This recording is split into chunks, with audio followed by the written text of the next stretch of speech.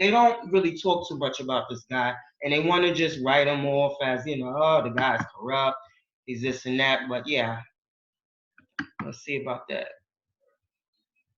Okay, because they were really, I mean, it's deeper than this, the server and all. It was a lot of stuff going on. Man, it's a lot of stuff going on. And this statement sheds a lot, and they don't like to talk about this on the media. They don't like to talk about. Have a good day. I see you calling.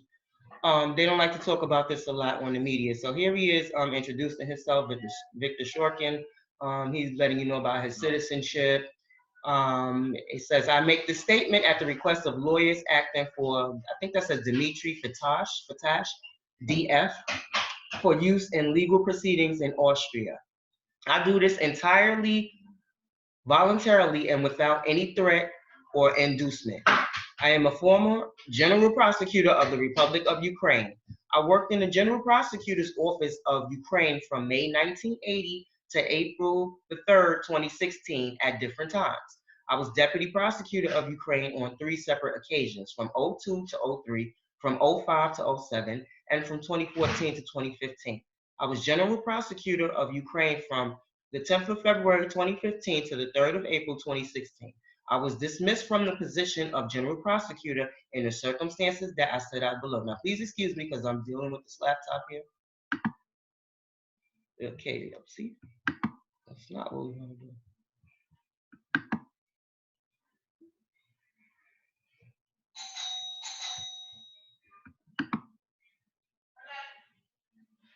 Okay, DF announced publicly that he would return to Ukraine to address the employers of Ukraine on the 2nd of December 2015 to launch his plan for the modernization of Ukraine. U.S. Vice President Joe Biden, who represented the U.S. in its relations with Ukraine, together with Poroshenko and others in the Ukraine, such as the Minister of Internal Affairs and Avako, took steps aimed at preventing DF's return to Ukraine. They resorted to extreme and desperate measures to do this, indeed. Oh, God, please.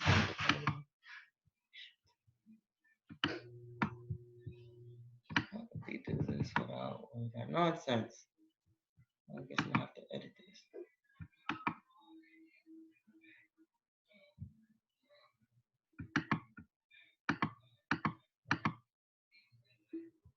I found out from speeches given by the Minister of the Internal Affairs, Avaku, which were published in the media, that the Internal Affairs authorities have been investigating 3 criminal cases, under which criminal charges could have been brought against DF. The media went on to report that if DF returned to the Ukraine, he could have been detained and arrested. However, this was merely a pretext to take further action aimed at stopping DF from coming to Ukraine. Then Avako stated in the media that DF will be arrested and prosecuted in the Ukraine on U.S. charges. How could that happen? Okay, let me read this again. Then Avako stated in the media that DF will be arrested and prosecuted in Ukraine on U.S. charges, that this was allegedly possible under Ukrainian law, and that U.S. state officials at the time had requested this action. However, I can testify that as General Prosecutor, I did not receive any evidence or materials from anyone to support DF's involvement in criminality. It transpired that the actions above did not deter DF from returning, and so the Ukrainian government organized and endorsed a unit of ultra-right militia of the Azov battalion to threaten DF by posting pictures of military-clad and armed members of the unit wearing masks and patrolling the airport in waiting for DF to arrive. Look at the government. Look at that. In addition, the media also reported that Ukraine had closed its airspace to private jets. Therefore, it is clear to me that certain U.S. officials from President Obama's administration, in particular the US Vice President Joe Biden directly manipulated the political leadership of Ukraine on false pretexts in order to prevent DF from returning to Ukraine, as they were so concerned about him reestablishing public life there. Evidently, he was looking to drain the swamp too. DF did not travel to Ukraine. Vice President Joe Biden did, where he met with President Poroshenko on the 6th of December and addressed the Rada on the 8th of December. If the US presidential administration had indeed wanted to prosecute DF, the correct legal procedure should have been followed.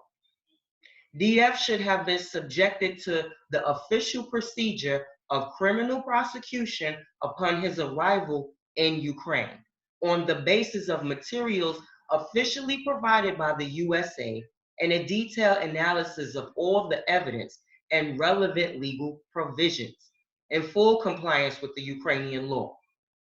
In the absence of sufficient evidence, he would have either been acquitted or the criminal proceedings would have been terminated. Consequently, all allegations against him would have been cleared. However, instead of this, state officials from the US presidential administration who had substantial influence on the entire law enforcement system of the Ukraine, my own dismissal being evidence of such influence. See below, that's the footnote.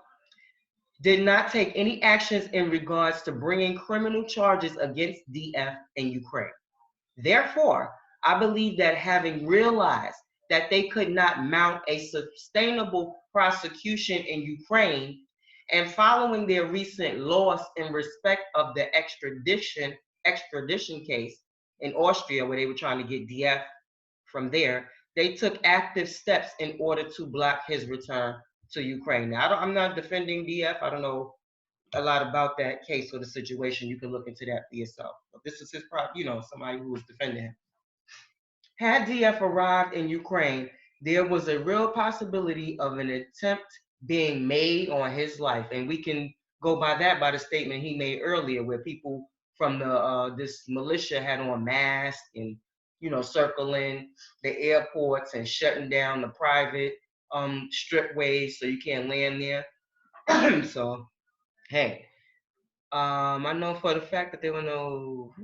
Okay, this instance of interference in Ukraine's affairs by U.S. officials to achieve U.S. objectives, barring DF's return to public life in Ukraine, was closely followed by another instance of interference, namely forcing Poroshenko to dismiss me because my actions as general prosecutor did not suit the interests of the US Vice President Biden and the persons connected to him. I now set out the details. The General Prosecutor of Ukraine, I'm going to read to page 5, okay? The General Prosecutor of Ukraine is appointed to the office by the President of Ukraine with the consent of the Verkhovna Rada, the Parliament. I was accordingly appointed during the presidency of President Poroshenko by 318 votes. He's telling you how he was elected. 318 votes of members of the Ukrainian parliament, which constituted a constitutional majority. Okay, so he was overwhelmingly selected. Whilst occupying this post, I was substantially politically unaffiliated. So he wasn't affiliated with, a political team or whatever, like we are here. Like he wasn't a Democrat or Republican. He was just, open.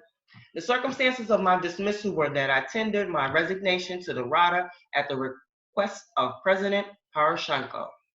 Poroshenko asked me to resign due to pressure from the U.S. presidential administration, in particular from Joe Biden, who was the U.S. vice president. Biden was threatening to withhold $1 billion in subsidies to Ukraine until I was removed from office. After I yielded to the president's request and submitted my voluntary resignation, Poroshenko commented about it in the media. He said that I had carried out a colossal amount of work as general prosecutor, which is something none of my predecessors have been able to do, especially with regards to my work on reforming the different bodies of the prosecutor's office, on creating the specialized anti-corruption prosecution's office, which enabled the National Anti-Corruption Bureau of Ukraine to conduct legal work, and on creating self-governing prosecution authorities. Those are nice, great accomplishments. The official reason put forward for my dismissal was that I had allegedly failed to secure the public's trust. Poroshenko and other state officials, including representatives of the U.S. presidential administration, had never previously had any complaints about my work. However, there were no grievances against me or any allegations that I had committed any corruption related or indeed any other criminal offenses. Biden never stated anything of the kind either. Furthermore, all sanctions in respect of Yanovich and his supporters remained in force and were not lifted whilst I occupied the post. Moreover, these sanctions were extended. The truth is that I was forced out because I was leading a wide-ranging corruption probe into Burisma Holdings, a natural gas firm in Ukraine. And Joe Biden's son, Hunter Biden, was a member of the board of directors. I assume Burisma, which was connected with gas extraction, had the support of the U.S. Vice President Joe Biden because his son was on the board of directors. On several occasions, President Poroshenko asked me to have a look at the criminal case against Burisma and consider the possibility of winding down the investigative actions in respect of this company. But I refuse to close the investigation. I refuse to close the investigation. I refuse to close the investigation. Therefore, I was forced to leave office under direct and intense pressure from Joe Biden and the U.S. administration. In my conversations with Poroshenko, now remember, Poroshenko is the president of the UK at that time, right? Poroshenko at that time, he was empathetic that I should cease my investigations regarding Burisma. When I did not, he said that the U.S. via Biden were refusing to release the $1 billion US promised to Ukraine. He said that he had no choice, therefore, but to ask me to resign.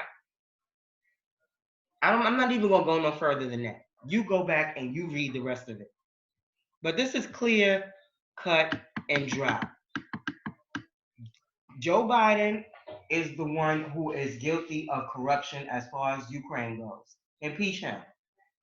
He needs to answer for this. He had no complaints. They need to, if they have complaints against that prosecutor, provide us with evidence and not nothing that's just made up. Real evidence, not, oh, somebody said he was corrupt and making up fake blogs to convince the American people who would just sometimes just read certain things and go along with it. Let the Ukrainian officials provide evidence that this guy was corrupt. Because even Yanovich, when she was questioned about Shorkin, she said she didn't know. And she didn't know about any corruption that he had committed because she doesn't even know him. She didn't have a connection to him. So who's these people that's saying that this prosecutor was corrupt? Why is our government supporting and involved in people wearing masks, scaring people from going back to their countries? Why is Hunter Biden on the board of Burisma, which is a corrupt company, being investigated for corruption? That alone should have made him run another way. But him and David Archer are on that board of a company that was being investigated for corruption. Why? Why did Joe Biden hold the aid up? We have a statement right here. You hear Shorkin using the president of Ukraine's name, who he had a relationship with, who he worked for, saying that he was pressed under the pressure of Joe Biden to fire him because this guy was going to do his job. He was going to do his job and investigate that company. He didn't care that Biden was in. Now, most people would have said, oh, wow, the United States, the vice president's son is there. Let me just drop it. That's probably what they thought he was going to do. But when they didn't see that, they were livid. You know how people are. I mean, I'm the vice president. You don't tell me. Look what Joe Biden said. I'm leaving here in 6 hours, and you ain't getting nothing if this man ain't fired. It's on tape. I got it on my channel. It should be playing all over the place. But you have this liberal cesspool that wants to mirror their corruption onto President Trump. I already told you, and you can find evidence all over the place, even in the transcript itself, that Zelensky and Trump were in agreement that nobody else is putting in, that Europe especially isn't putting in their fair share of resources. There was no quid pro quo. There was no criminality. Yanovich even said her interactions with Giuliani were brief, but now she's testifying and now she's a victim. And it's, listen, 33 years, sweetheart, you're part of the swamp. You're part of the swamp. When President Trump came in, right away, what happened? Sex trafficking. The sex traffickers started dropping and getting arrested. Not just black people, all nationality. Anybody involved in sex trafficking, they're going down. And every day we see a new face. And it doesn't matter what their race is. The president doesn't care. He said he was draining the swamp. That means getting rid of sex trafficking. If Yanovich has been around for 33 years as an ambassador, she knows all about sex trafficking. What has she brought forth to end it? And I'm gonna go to black people right quickly on this Joe Biden thing. Joe Biden created the crime bill, and he created a pathway for all the broken windows policies and the three strikes, which ended up sentencing black men to life sentences for petty crimes via their past. Joe Biden's policies ripped thousands upon thousands of black families apart, some of who were first-time offenders and non-violent offenders. Paved the way for people like Hillary Clinton to come through with the broken laws policy, which says that if you commit a crime, we just can assume that you're going to do something else horrible so they could throw the book at you and capture you and hold you down with mandatory minimum sentencing, using that as a shield, using it as a lazy way to represent a client because they don't want to go to trial, because they don't want to fight for you. And Joe Biden and his policies paved the way for that.